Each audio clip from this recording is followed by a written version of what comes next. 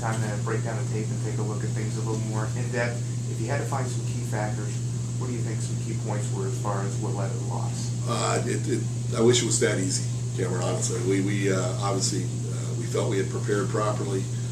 We traveled well with the late changes in the game and everything. There were a lot of things that went into that, but we were able to deal with that.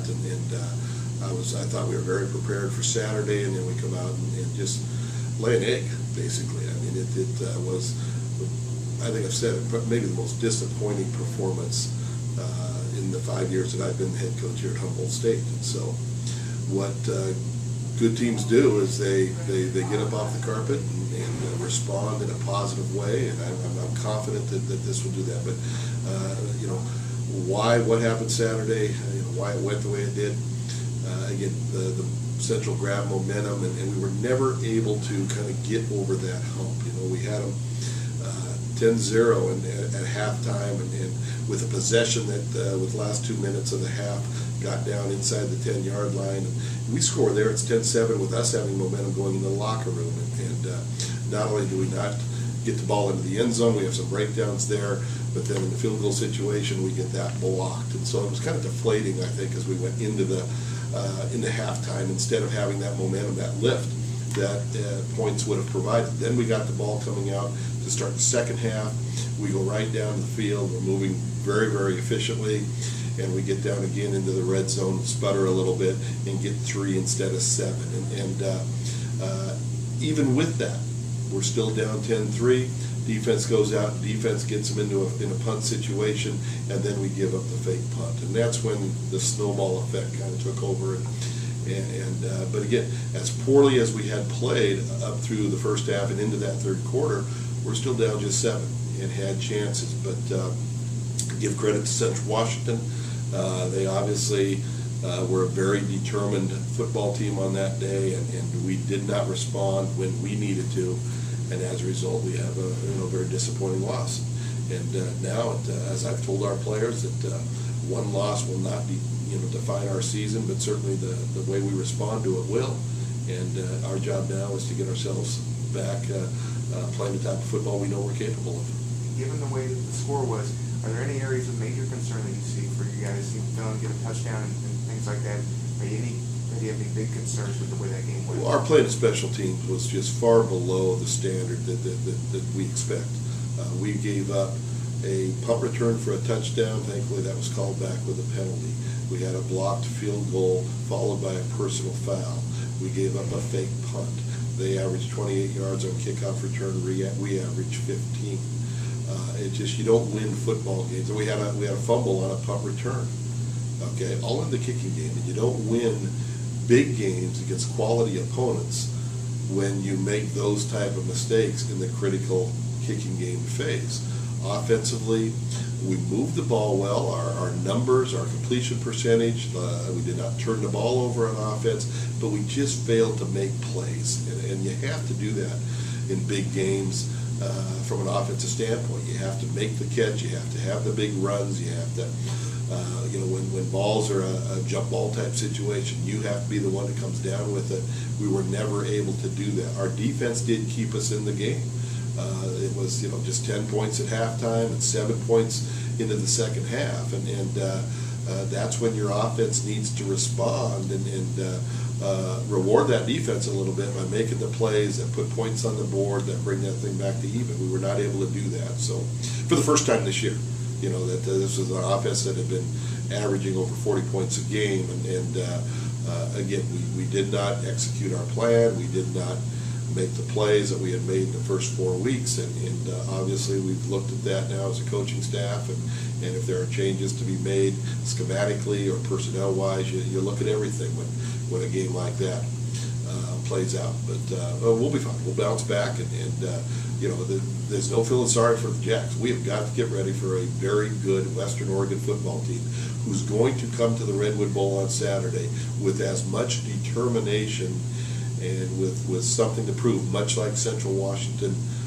played on last Saturday night. So we better get over that hangover quickly from the Central game, because we've got another big one this week. Specifically about Western Oregon, what are some things you can key on as far as things to watch for this weekend's game? Well, classic Western Oregon, always a very physical football team. We've always felt that on the defensive side of the ball, they may be the best defensive front we face every year, and it seems to always be that way. They got Gavin Drake, number 8 defensive end. He's I think the best defensive end in the conference. He's been dealing with some injuries, but he's listed they're too deep this week. Bryce Pelia, their safety, again is leading their team in interceptions and just seems to have a knack for making plays from the secondary position. So we need to be ready for the physical defense that Western Oregon will provide. They're also opportunistic in forcing mistakes from the offenses that they play. They won a game against Simon Fraser in doing just that with an interception in the end zone with under a minute to go. Offensively, Cody Von Oppen, their quarterback, is not only their leading passer but also their leading rusher. And so he's someone that has made some mistakes early on, but certainly has righted that ship and performed very well this past Saturday down at Azusa Pacific. So again, they're a quality opponent, one of the top teams in our conference. Obviously, the team that gave us our only loss last year, and that we played in the final game for the championship. So again, I think you have two very even football teams that will match up come Saturday. Last question for me. Kevin Cooper touched on it a little bit. He said, season's not over yet. We can still have our eyes on the prize as that GNAC championship. What is the mood like in the locker room right now? Well, it's different. We've been kind of spoiled around here. I'll be the first to admit it. You win 14 out of 15, and then all of a sudden, the roof caves in as it did a little bit Saturday night.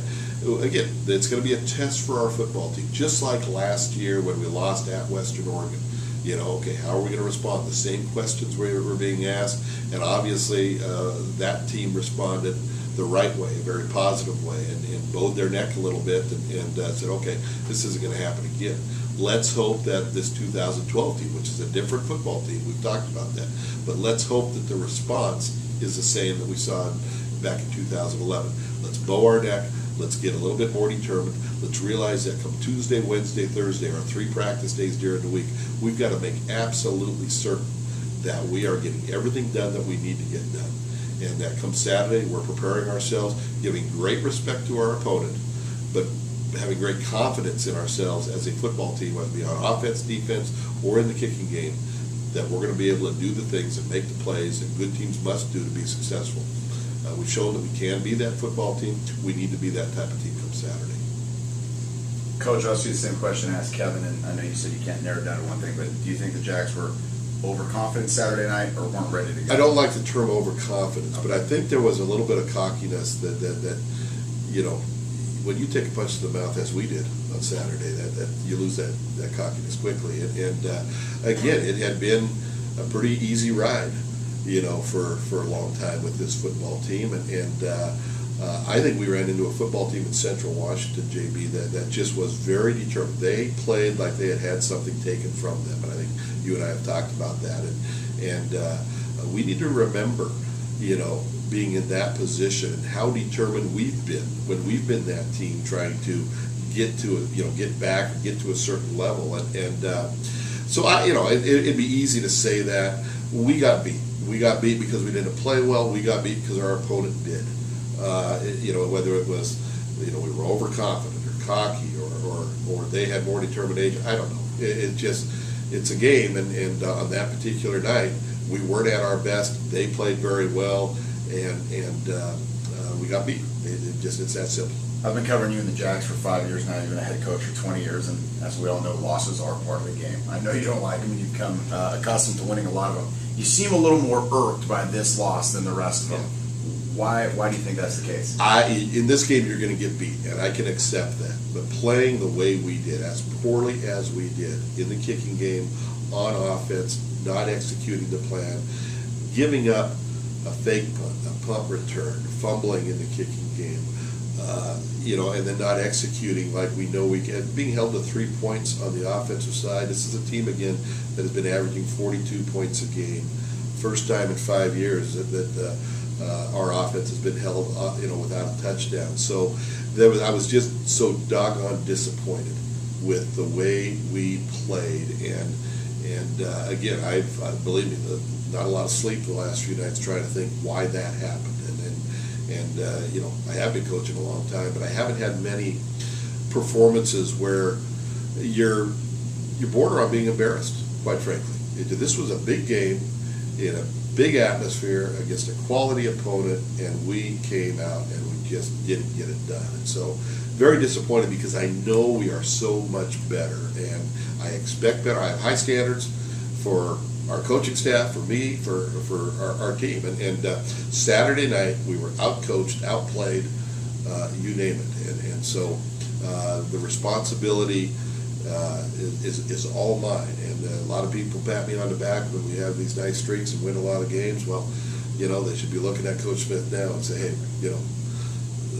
unacceptable, because it is. That type of performance was unacceptable on Saturday. I made that very clear to my coaches, our players, and in this group, it's a strong group with high standards themselves and a lot of pride, and they will bounce back. I guarantee you that. Probably not going to be a lot of surprises Saturday. You know Western Oregon, they know you. You know Arn Ferguson, he knows you. What's the difference in a game as far as schematically when two teams are very familiar with each other, at least the head coach? You're not gonna game plan them and beat them because of the game plan. You're gonna beat them because you execute better than they do. You play and make the plays when plays need to be made, and there will be times, as there are in every game, where there's whether it's a jump ball situation, who's going to come down with that, who's going to force the mistakes from the other team. And who's going to be sound, fundamentally sound, and execute in the kicking game. That's what's going to determine the outcome of this game. And again, I think it's going to be a very close game, and I think the kicking game is going to play a major part in its outcome. I think turnovers and who takes care of the ball or who forces mistakes will play a major role in the outcome of this football game. And our players are going to bounce back. They have taken what happened Saturday night personally, and that to me is a sign of a quality group of young men when it's so important to them. And again, they were a little bit embarrassed, I think, by Saturday's performance, and it'll be a long week before Saturday rolls around again. But I've also learned that the best therapy, the best medicine for what happened last Saturday is to take care of business the next Saturday, and that's certainly our task right now. Coach, final one for me, injury-wise. Who's in, who's out? Well, Chris Peterson has a broken thumb, and he's going to be non-contact all week, and whether he can play on Saturday will be determined later in the week. We've got Sean McDonald with a bruised hand right now. We're getting x-rays on that to find out the extent of that injury. I think he will be fine. Colton Rusty, Tonio Salato, two key important members of our defense that have missed the last couple of games. We're going to kind of see where they're at in practice as we go. They're close, but it's certainly not a slam dunk that they're going to be going on Saturday, so we have to see that. Offensively, we're in pretty good shape. Alex Hebert is still dealing with a knee issue that he plays with, but it's restricted him a little bit. Other than that, there's a lot of soreness and a lot of bumps and bruises and some definite bruises to our egos, but we'll respond. Thanks, Coach. Thanks for the time, Coach. You bet.